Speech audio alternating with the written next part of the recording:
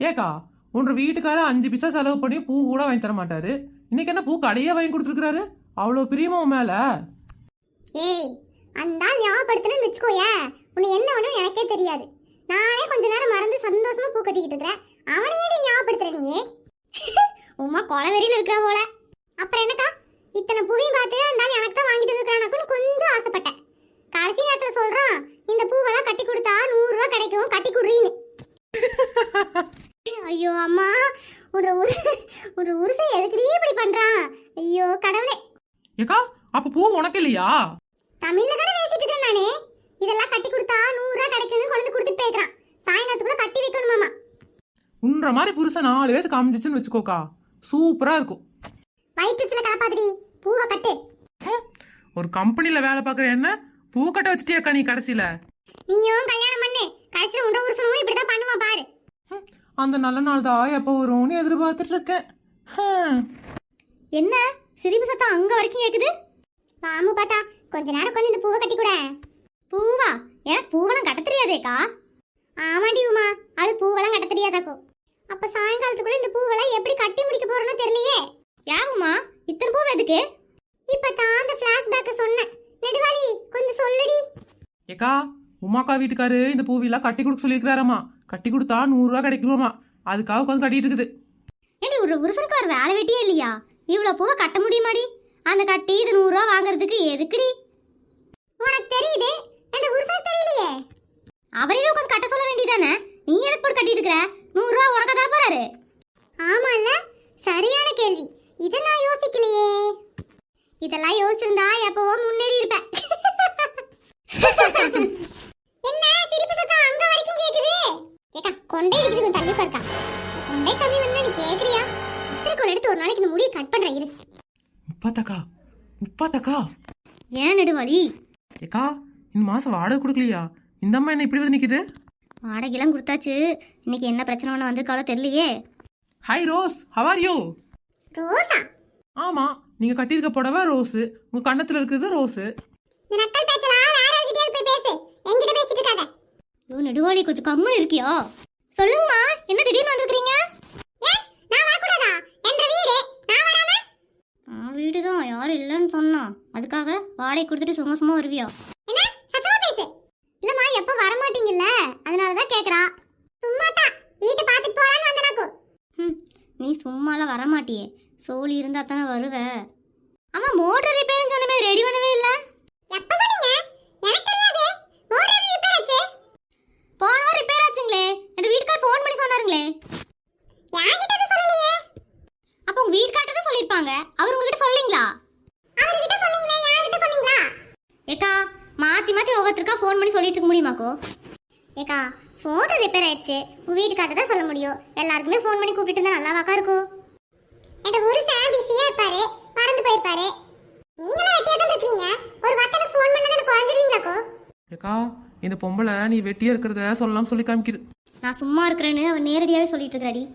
சரி என்ன விஷயம்க்கா? என்ற வீட்டை பார்க்க வந்திருக்கிறேன். சும்மா எதுக்கு வந்து கேட்டுட்டே இருக்கீங்க? இல்லக்கா நீங்க வர மாட்டீங்கல்லக்கா, அதனால தான் என்ன ஏதுன்னு கேட்டுட்டு இருக்கா முப்பாத்தா. ஆமா இது என்ன பூவே இவ்வளவு பூ கட்டிட்டு இருக்கீங்க? சும்மா தாத்தா தலைக்கு வைக்கலான்னு. முப்பாத்தா எனக்கும் நாளைக்கு அம்மாவாசை, பூவெல்லாம் வாங்க வேண்டியது இருக்கு. இதை கொஞ்சோண்டு பூவை கொடுத்தீங்கன்னா நான் வீட்டுக்கு எடுத்து போய் வச்சுக்குவேன். அதுக்கு என்னங்கக்கா, கொஞ்சம் வயல போட்டு கொடுக்குறேன். பூவு என்னோடது, என் புருஷன் வந்தா கையை கால உடச்சிருவான். சும்மா இரு உமா, உனக்கு வேணாலும் நான் காசு கொடுத்துறேன். கொஞ்ச நேரம் வாய மூடிட்டு இரு. அப்புறம் முப்பாத்தா வீட்ல பிரியாணி பண்ண நல்லாவே வரல. நீ தான் நல்லா பிரியாணி பண்ணுவியாமே, எனக்கு ஒரு 4 பேர் சாப்பிடுற மாதிரி பிரியாணி பண்ணி கொடு. பிரியாணி பண்ணணுமா? சரிங்கக்கா, பண்ணி கொடுத்து அனுப்புறேங்க. சரி அப்ப நான் கிளம்புறேன். அப்புறம் அப்படியே பிரியாணிக்கு தயிர் பச்சடி பண்ணிடு, கத்திரிக்காய் கொத்து வச்சு கொடுத்துரு என்ன? அப்புறம் குஸ்பே தோப்புல தேங்காய் எல்லாம் பறிச்சு வந்தீங்களாமா? எனக்கு ஒரு 4 தேங்காய் கொடுத்துருங்க. சரி நேரம் ஆச்சு, வந்த வேலை முடிஞ்சது, நான் கிளம்புறேன். அப்புறம் பூவை கட்டின பூவா அனுப்பிச்சுடுங்க. உதிரி பூ கொடுத்தீங்கன்னா கட்ட முடியாதாக்கும். என்ன இது கோவமா பாக்குறீங்க? ஏடி முப்பாத்தா, பூவு என்றது என்கிட்ட ஒரு வார்த்தை கேட்காம உன் ஓனருக்கு நீ வாடிக்கு வாக்கு கொடுத்துட்டு இருக்கற. உமா அந்த பொம்பளை ஏதோ கொஞ்சம் கேக்குது, கொடுத்துடலாமே. அது நீ காசு கொடுத்து வாங்கி அனுப்பணும். என்ற புருஷன் வாங்கி கொடுத்ததுல இருந்து எடுத்து கொடுக்க கூடாது. அந்த பொம்பளைக்கு கொஞ்சம் கூட அறிவே இல்லை. பூ யாரோடது என்ன ஏதுன்னு எதுவுமே கேட்கல. அப்படியே நம்ம முப்பாத்தக்கா வாங்கி வச்சிருக்கிற மாதிரி கேக்குது. அந்த பொம்பளை தான் கேக்குது. இவ என்னோடதுன்னு சொல்ல வேண்டியதானே? சரிங்கங்கறா. ஆமாடி உமா, நீ எதுவா இருந்தாலும் உமாவோடதுன்னு சொல்ல வேண்டியதானே? அது என்ன தரேன்னு சொல்லிட்ட? ஏக்கா, அந்த பொம்பளை பூ கொடுக்கலனா வளவளன்னு பேசிட்டே நிக்கும்க்கா. அதனால சரின்னு தரேன்னு சொன்னேன். இப்போ என்ற வீட்டுக்கார்ட்ட யார் அடி வாங்குறது? நீயா? உங்க வீட்டுக்கார்ட்ட ஏதாவது பேசி சமாளியுமா? ஏடி, அவ உனக்கு ஓனரா இல்ல எங்க எல்லாருக்குமே ஓனரா? வீட்டு ஓனர்னா வீட பத்தி மட்டும் தாண்டி பேசணும். உன்னை என்னமோ பிரியாணி பண்ணி கொடுங்கறா, என்ன என்னமோ தோப்புல விளைஞ்ச தேங்காய் எல்லாம் கொடுங்கறா. ஏக்கா, அந்த பொம்பளையை சரி கட்டணும்னா இதெல்லாம் பண்ணி கொடுத்தாதாக்கா. இல்லைன்னா தேவையெல்லாம் வந்து வீட்டு முன்னாடி கத்திட்டு இருக்கும்க்கா. ஏடி முப்பாத்தா, நீ நியாய தர்மத்துக்கு கட்டுப்பட்டவ, நீ என்னமா அவளுக்கு பயந்துட்டு இருக்கற? தோப்பு என்றது, தேங்காய் என்னோடது. அவ எங்கேயாவது பணிவா கேட்டானா என்னமோ அதிகாரம் பண்ணிட்டு போறா. அவன் வீட்டுல நீ தாண்டி வாடகைக்கு குடி இருக்கிற, நீ தான் அடங்கி போகணும், நாங்க எதுக்கு அடங்கி போகணும்? அப்புறம் நெடுவாளி, வீட்டு பக்கம் வந்தீனா கொஞ்சம் வந்துட்டு போ. ஒட்டா நிறைய இருக்குது, எவ்வளவு அடிச்சாலும் எனக்கு எட்ட மாட்டேங்குது. நீ வந்தீனா ஒரே நாளா அடிச்சு கொடுத்துடலாமாக்கோ. சரி, நான் போயிட்டு வரேன். பாத்தா சொன்னதெல்லாம் ஞாபகம் இருக்கட்டும், சீக்கிரமா செஞ்செல்லாம் அனுப்பி வை. அக்கா, உன்ற ஹவுஸ் ஓனரே ஒற்றடிக்க கூப்பிடுது. மொத்தத்துல நீ மட்டும்தான் அவ வீட்டில் வாடகை குடியிருக்கிறியா இல்லை நாங்கள் எல்லாருமே வாடகை குடியிருக்கிறோமா? எனக்கு இப்போ ஒன்று உண்மை தெரிஞ்சாகணும். ஏ, அவ சரியான பணக்காரிடி, திமிர் காமிக்கதா சொல்லிட்டு போறா. நீ எல்லாம் உன்ன வீட்டில் போய் ஒட்டை அடிக்க வேண்டாம், சரியா?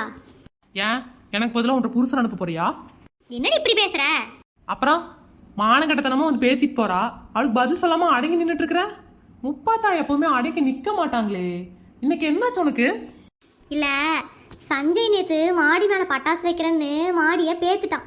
இந்த பொம்பளை வந்து அதை பார்த்துச்சுன்னா கத்து கத்துன்னு கத்தும். அதை சமாளிச்சு அனுப்பணும்ல, அதுக்கு தான் பேசாம நிக்கிறேன். இங்க பாருவியா கொடுமைய?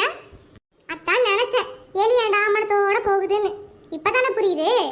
உப்பாத்தா, நீ சரியான விவரண்டி. ஒரு புள்ள உடச்சு வச்சதுக்கு நாங்க எல்லாரும் பலியாடா? ஏக்கா, நீங்கள்ல என்னோட ஃப்ரெண்ட்ஸு, எனக்கு ஒண்ணுனா நீங்க தானே வந்து நிக்கணும். எப்படி ஒற்றடிக்கவா?